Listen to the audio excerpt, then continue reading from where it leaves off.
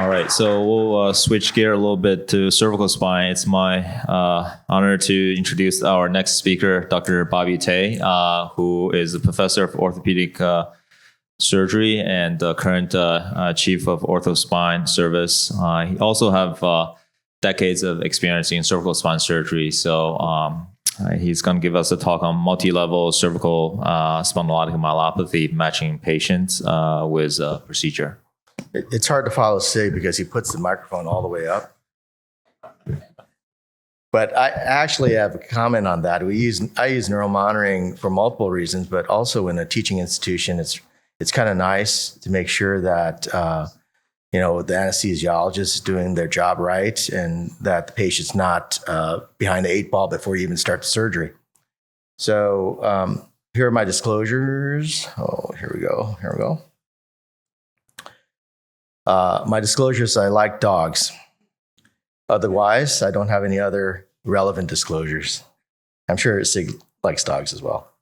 So, okay.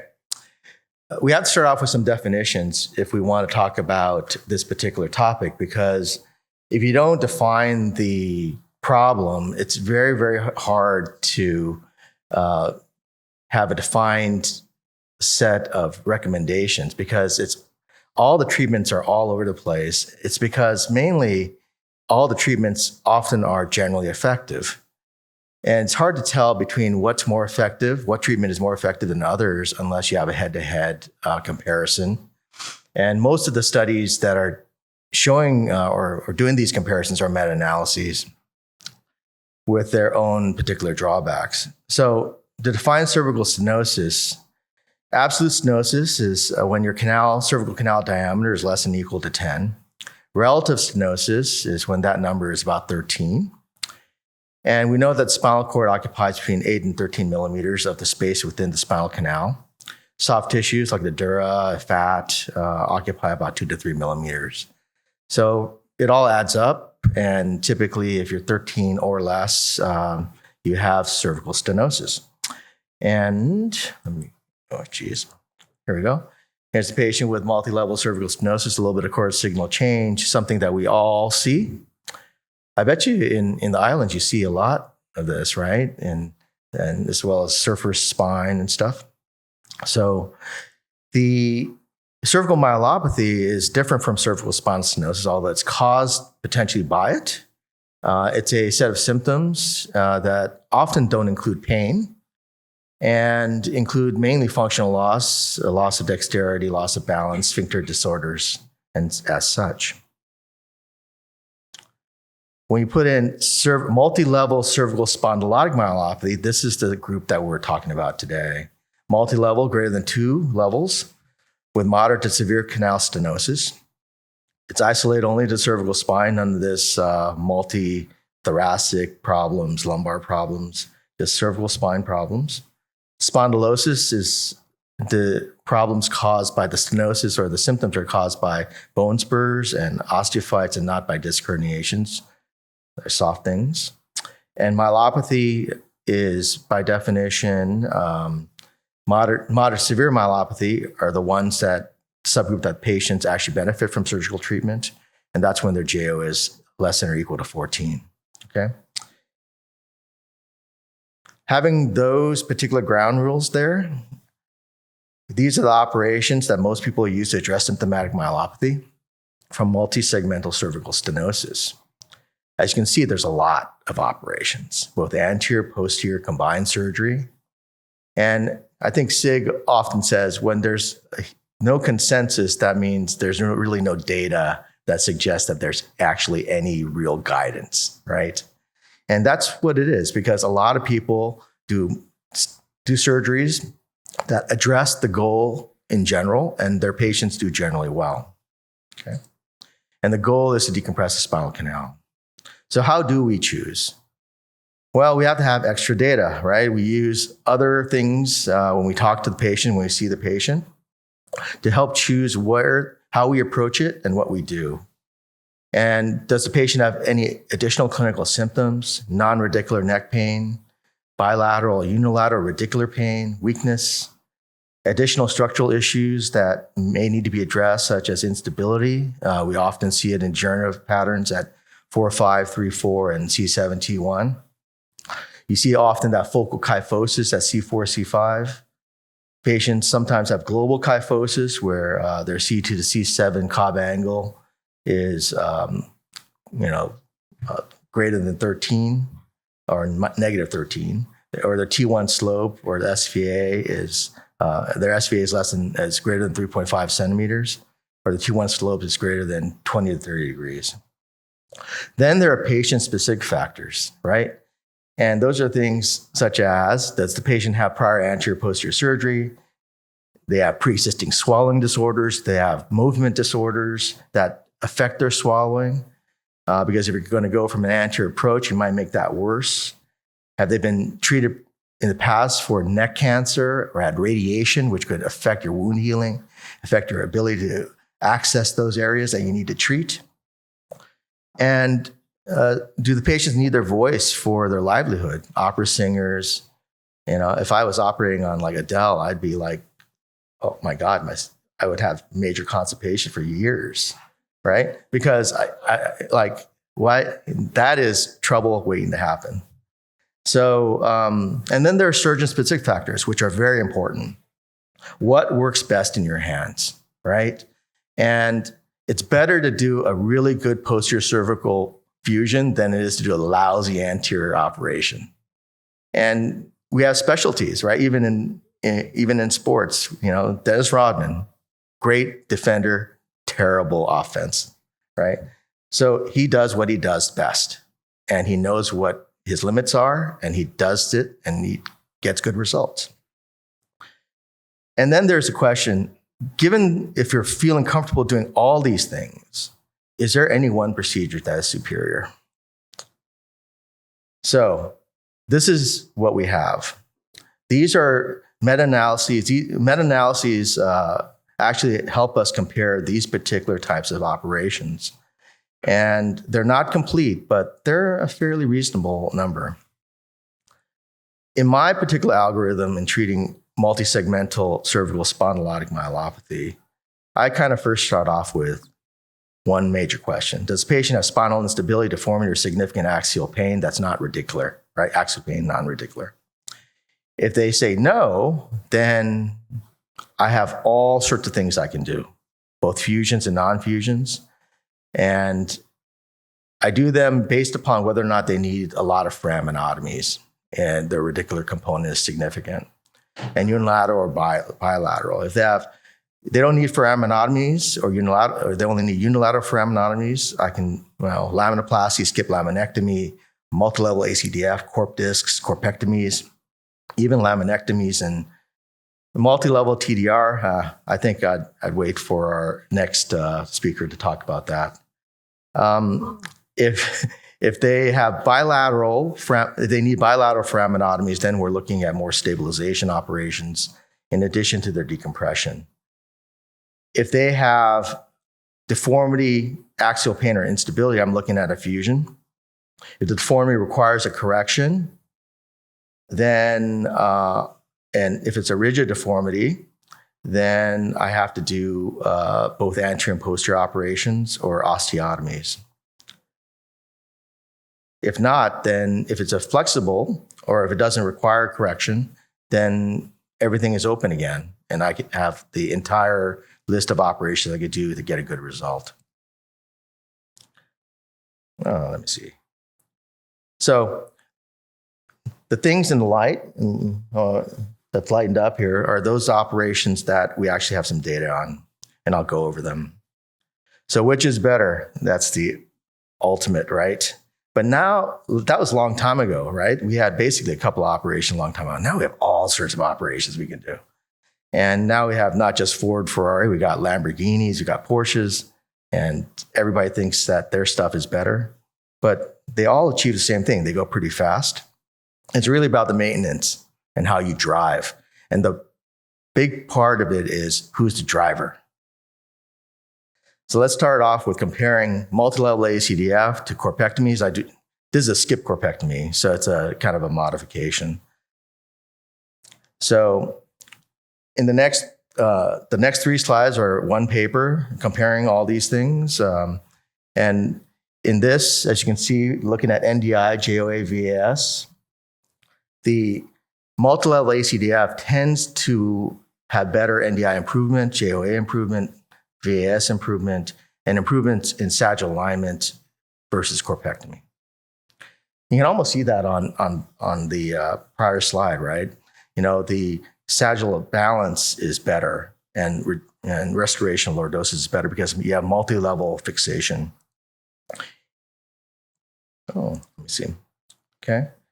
So how about ACDF versus hybrids? Now, the hybrids were kind of popularized by Dan Rue, and Dan popularized them because he kind of wanted to do just one operation and get the patient to heal. And in this way, he had fewer surfaces to heal and still can maintain some better alignment with multi-segmental fixation. And that worked pretty well. But what Dan did was he did multi-level discectomies, and then he just did a partial corp and put a graft in. He didn't do a full corpectomy. So it's actually a multi-level discectomy with fewer surfaces to heal. So how do these two stack up against each other? Well, it's still that multi-level ACDF tends to do better than a disc corp hybrid on both NDIs, JOAs, as well as sagittal alignment. How about corpectomies versus hybrids? You can imagine if you're doing a bigger decompression with a true corpectomy, you'll get a better neurologic decompression, better overall general neurologic recovery. You would think that when you have better segmental fixation, you're going to have better realignment and better overall lordosis. And that's what you tend to see. I was probably having too many Mai Tais when I put this together. And that's a typo. It's not a multi-level ACDF. That's disc corps are better than corpectomies for NDI, neck pain, right? Because they have better fixation. Overall sagittal alignment is better for disc corpectomy hybrids. But corpectomies are better than hybrids because JOA assesses functionality, and that's based upon canal clearance, not as much neck pain. So you get a better decompression with a corpectomy, but you lose in overall functionality and alignment. So how about generally anterior approaches versus posterior approaches? So we talked about a bunch of anterior approaches. In general, anterior approaches, if can be done and the patients are relatively complication-free, they do better neurologically, both on JOA and neurologic recovery. And you can see that in this particular scenario on these meta-analyses on multiple studies. Okay, so the anterior approaches tend to do better in general. But the anterior approach is also worse than the posterior approach for complications. Now, like you say, like in deformity, if you get them through their complications, patients do pretty well. So it's really about trying to get the patient through the complication, which means that you have to pick your patients well. And those people that don't have a lot of other factors can make their complications, their temporary complication, into a permanent complication, right? So how do the anterior operations stack up to the posterior ones? Well, this is ACDF versus posterior laminectomy fusion. Again, multi-level ACDF is a workhorse.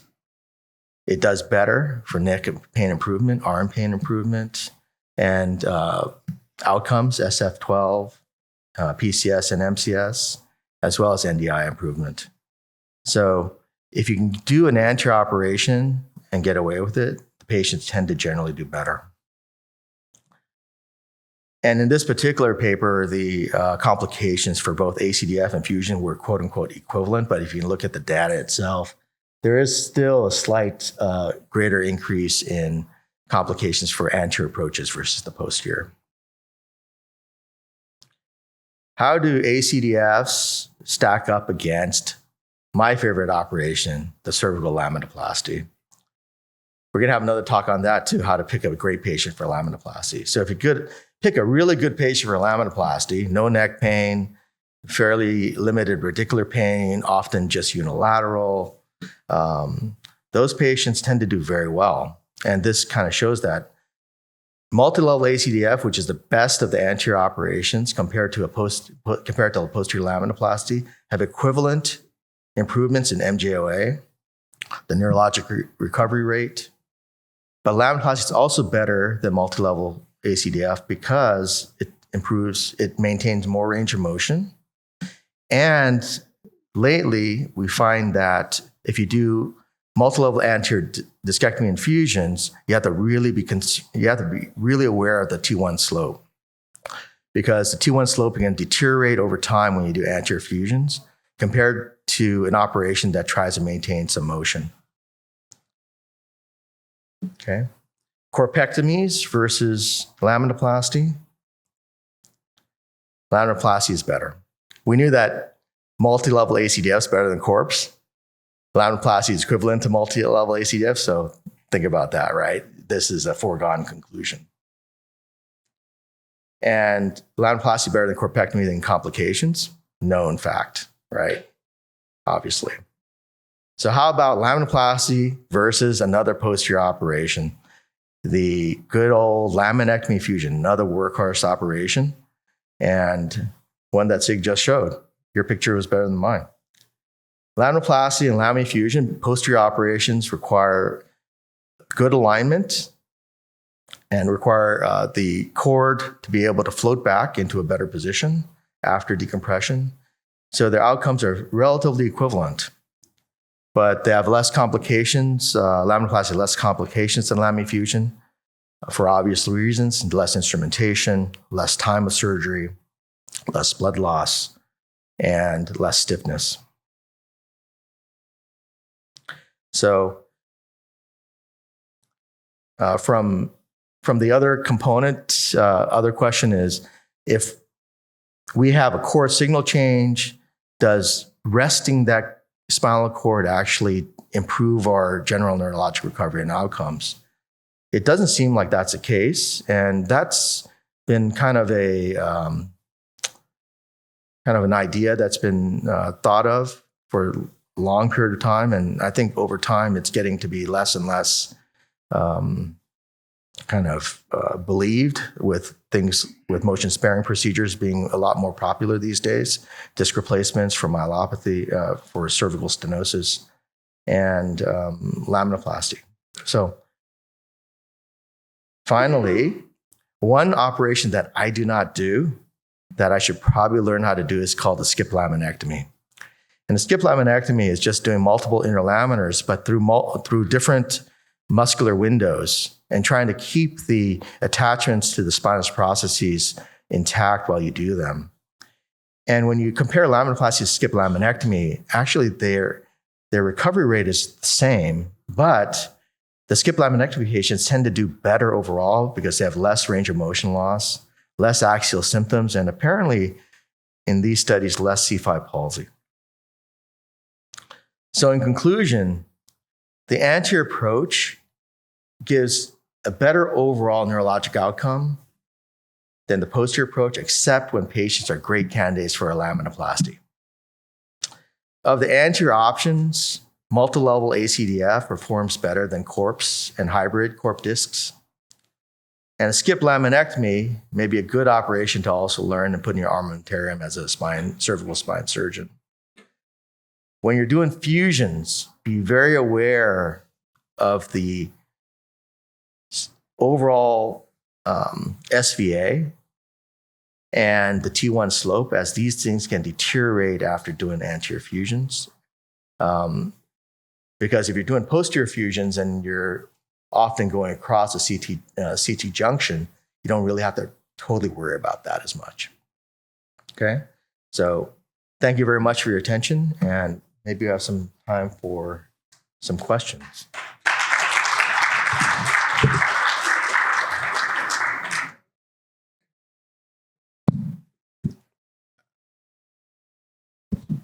Bobby, I'll just start by saying that was really the most thorough analysis and systematic. I really appreciate the effort you put in putting that together. That was terrific. How does Gogawalla's Picori study fit into this? So where we really randomize people with multi-level stenosis? Because do you think that most of the studies you referenced were systematic or were Meta-analyses? Meta-analyses. Yeah. And what do you think about it in a randomized study? Do you think that gives more validity, or does that change your thoughts? Obviously, that is the best thing to do, right? And these things suggest trends, but as you can tell, when you look at meta-analyses, you have no idea what the demographic of those patients are.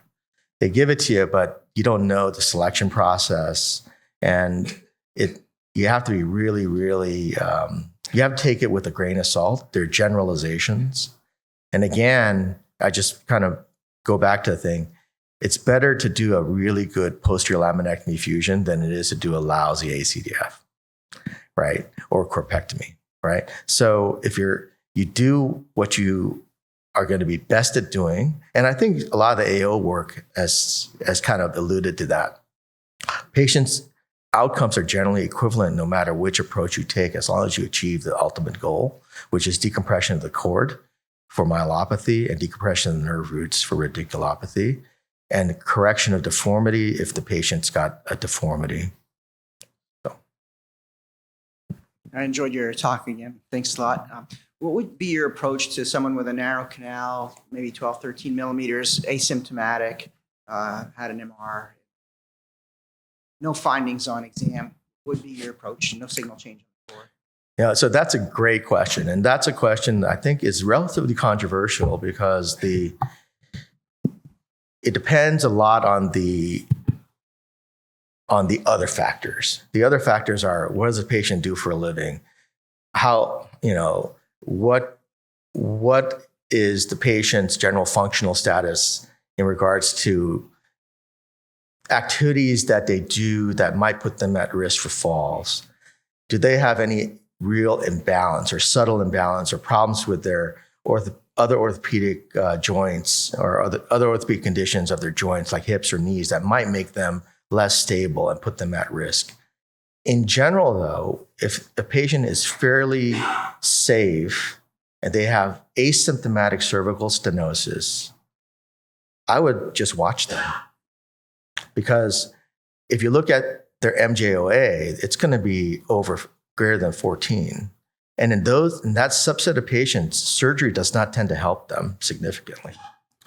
In addition to that, we think about the relative risk of having a catastrophic event that leads to paralysis or quadriparesis. That particular risk, in the papers that I've read, is about 14 events in 1,000 life years. So if you live 100 years, you'll have 1.4 events. So in general, those patients are relatively low risk of a catastrophic problem. However, obviously, if they are a 90-year-old MMA fighter or something like that, I'd probably tell them to stop, right? If they are, like to do very risky activities like biking or something, I'd probably tell them you either modify your lifestyle or you have an operation to get you out of that risk. Does that answer your question? Yeah. I have a quick question. Go ahead. Oh, go ahead. For that exact same patient, in the presence of myelomalacia, does that change your decision-making at all?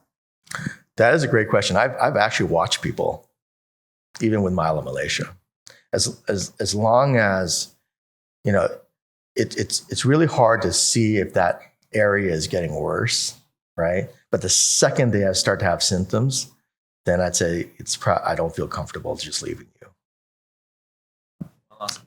Thank you for the great talk. I really like the points about laminoplasty. In my laminoplasty patients, I've seen that clinically that they do very well. We talk about motion preservation and how that's gaining kind of momentum, but it doesn't seem like laminoplasty is as much. I think that may be just limitations in training. Some people argue it's because of reimbursement. But I definitely agree. What are some ways that you think we can get more of us out there doing these in the appropriate patient? And I also, secondary question, are there any ways we can kind of push the indications, because there are some contraindications that I think are very strong not to do it. But some people I know are really pushing those limitations a little bit because it is such a good operation. Yeah, basically, whenever I see somebody that I could do a laminoplasty on, I do it, right? And because it's such a great operation. Within my practice over the last 25 years, it's the one operation where people don't tend to come back, right? I think a lot of people have that same thought about that particular operation. Between that and ACDs, they're like, if you knew how to just do 2 operations, that would be the greatest thing in the whole world, right?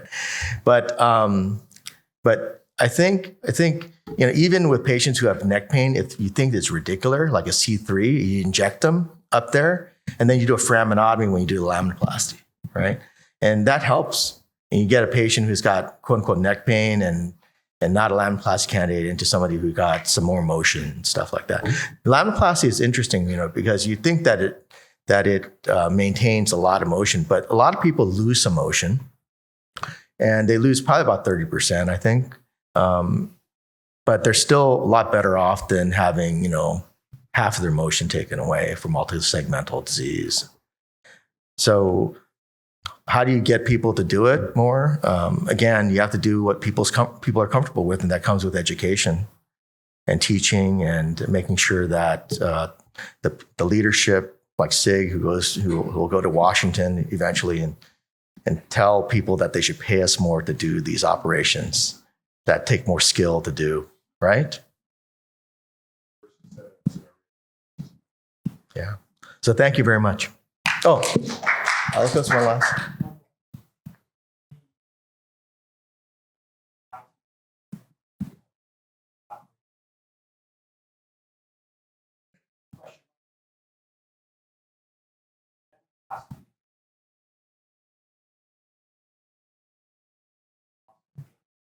Mm.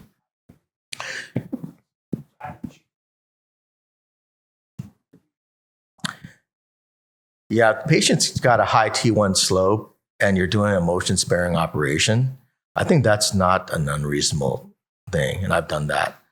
I think if you do a patient with a high T1 slope or an SVA and you do a fusion on them and don't address it, and you stop short of the CT junction, you're probably going to get in trouble over time. They deteriorate.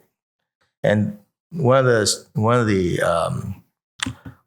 the studies suggested that I didn't show suggested that patients who had anterior operations, multisegment, stopping short of the CT junction, over time their T1 slopes start to get worse. And it's because of ASD, right? Just segment disease and wear and tear. But when that gets worse, then your decompression diminishes and their outcomes diminish too. So, okay, thank you very much. All right, thanks, Bobby. All right.